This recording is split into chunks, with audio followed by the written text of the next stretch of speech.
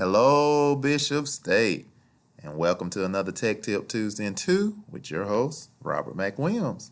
Today's tip is going to be on keeping your cell phone germ-free.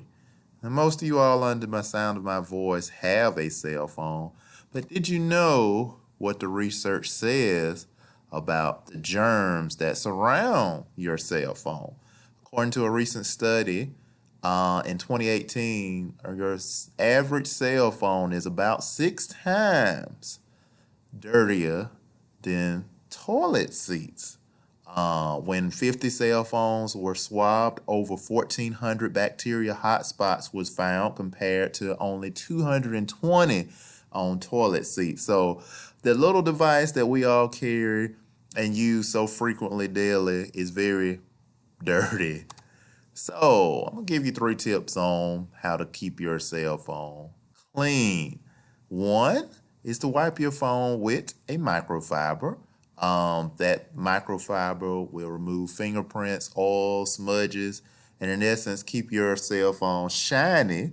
It will not take away the germs, which you may use an alcohol or purchase some disinfectant wipes to actually clean the germs. Please note that most cell phone manufacturers warn against using abrasives and or liquid cleaners, so use them at your own risk.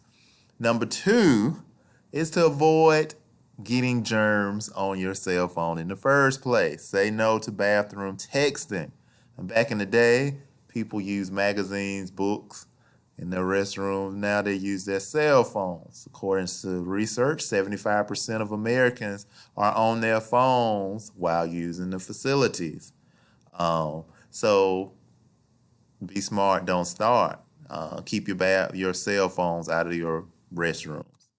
Number 3, for you extreme germaphobes out there, the surefire way to kill 99.9% of germs and even charge your phone is to use the phone soap. It utilizes ultraviolet light to kill bacteria in only 10 minutes.